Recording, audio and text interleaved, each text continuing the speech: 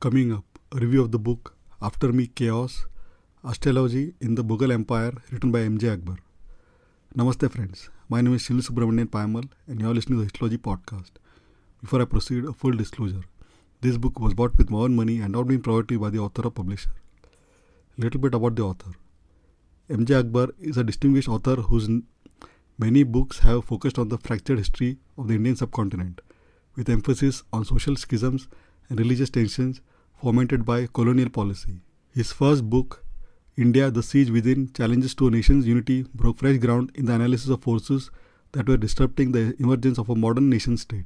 His internationally acclaimed books include Nehru, The Making of India, Kashmir, Behind the Veil, The Shade of Swords, Jihad and the Conflict Between Islam and Christianity, Tinderbox, The Past and Future of Pakistan, and Blood Brothers, a novel, Gandhi's Hinduism, The Struggle Against Jinnah's Islam, Dolali Sahib and the Black Zamindar, and Gandhi, A Life in 3 Campaigns. In addition, there have been 4 collections of his columns, reportage and essays.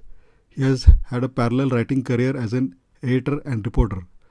After a spell in the Illustrated Weekly of India, then edited by the remarkable Khushwant Singh, he launched in 1976 as editor India's first mass-market weekly political news magazine, Sunday, for the Anand Bazar group of publications.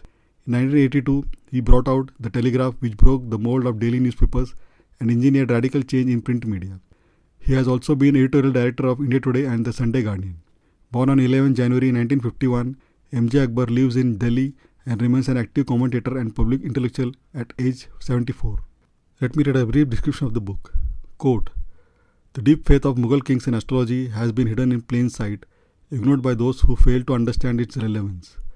The evidence lies in original sources, commissioned biographies like Humayunnama and Akbarnama, autobiographies such as Baburnama and Tuzuk-i-Jahangir, records of imperial correspondence and court documents.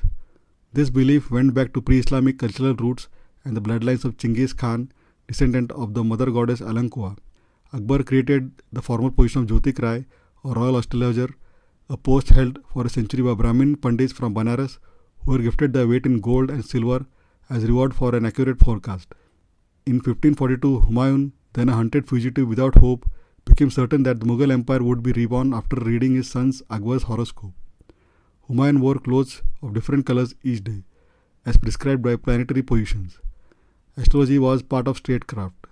In one instance, Akbar's astrologers convinced him to march against Kashmir's ruler, Yusuf Shah Chak, in 1586, when his commanders advised that the army's passage through the mountains might be ruinous. Jahangir issued coins with a zodiac theme. Shah Jahan took pride in the title Sahib-e-Kiran-e-Sani, or Lord of the Two Conjunctions. Even Aurangzeb set aside his religiosity when it came to astrologers. They fixed the time of his 2 coronations. At the age of 77, Aurangzeb told his son Bahadur Shah that every single occurrence in his tempestuous life had been predicted in the horoscope cast at his birth. Every Mughal prince consulted astrologers to fix the auspicious time for the day's appointments. After Me, Chaos, Astrology in the Mughal Empire is a compelling history studded with startling facts which will radically change conventional perceptions." Unquote. Islamic doctrine spurns astrology, since only Allah can know the future. The Orthodox dismiss astrology as shirk or apostasy, citing Surah Yunus, verse 101, "Behold what is in the heavens and earth, but revelations and warnings will not avail those who will not see the truth." Al-Maida, the table, verse 3, forbids Muslims from eating carrion and swine and from settling disputes by consulting arrow, a form of divination. After Me, Chaos, M.J. Akbar's latest book, explores a surprising and under-examined dimension of Mughal history, the central role of astrology in the governance, decision-making and worldview of the Mughal emperors, and it is a fascinating and original addition to the vast literature on Mughal history.